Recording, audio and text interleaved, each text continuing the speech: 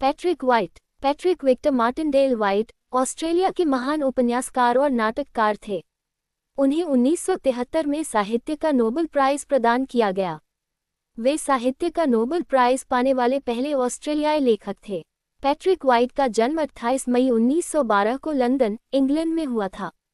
उनके पिता का नाम विक्टर मार्टिनडेल वाइट था और उनकी माता का नाम रथनी विदिकॉम था। उनका परिवार ऑस्ट्रेलियाई मूल का समृद्ध परिवार था। उनके जन्म के कुछ महीनों बाद परिवार ऑस्ट्रेलिया लौट गया। उनका बचपन मुख्यतः सिडनी और परिवार के ग्रामीण निवासों में बीता।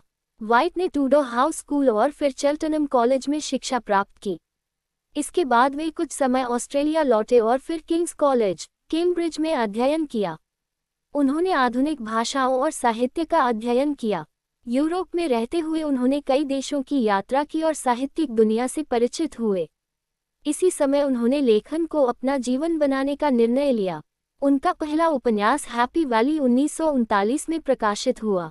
इसके बाद उन्होंने कई महत्वपूर्ण उपन्यास लिखे। उनकी प्रमुख रचनाओं में the living and the dead, the aunt story, the tree of man, Voss, riders in the chariot, the eye of the storm, a fringe of leaves शामिल हैं। उनकी सबसे प्रसिद्ध रचनाओं में वॉस 1957 विशेष रूप से महत्वपूर्ण है।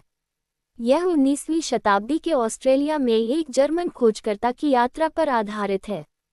इसके माध्यम से वाइट ने ऑस्ट्रेलियाई भूगोल, मानव महत्वाकांक्षा, आध्यात्मिकता और अकेलेपन को प्रस्तुत किया।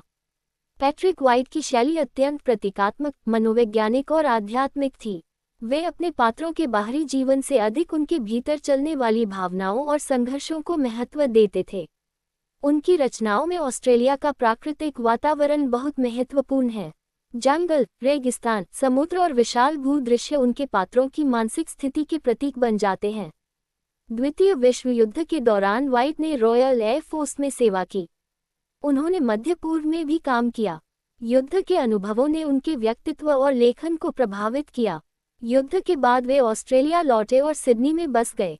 वहां उन्होंने साहित्यिक जीवन के साथ साथ सामाजिक और सांस्कृतिक गतिविधियों में भी भाग लिया। 1973 में पैट्रिक वाइट को साहित्य का नोबेल प्राइज मिला। नोबेल समिति ने उन्हें एक ऐसे साहित्यकार के रूप में सम्मानित किया जिसने एक नए महाद्वीप को साहित्य में एक नए और विशिष्ट रूप में प्रस्तुत किया। ये ऑस्ट्रेलियाई साहित्य के लिए ऐतिहासिक उपलब्धि थी। वाइट ने विवाह नहीं किया।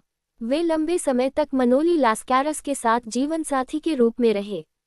लास्कैरस उनके जीवन और साहित्यिक कार्य में महत्वपूर्ण व्यक्ति थे। वाइट अपने जीवन के अंतिम वर्षों में सिडनी के आसपास रहे। वे ऑस्ट्रेलियाई राजनीति और सामाजिक मुद्दों पर भी खुलकर अपनी राय रखते थे। 30 सितंबर 1990 को सिडनी, ऑस्ट्रेलिया में पैट्रिक वाइट का निधन हुआ।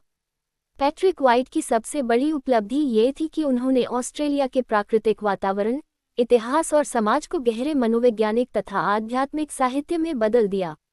उनके नोबेल प्राइज ने ऑस्ट्रेलियाई साहित्य को विश्व साहित्य में एक मजबूत पहचान दिलाई।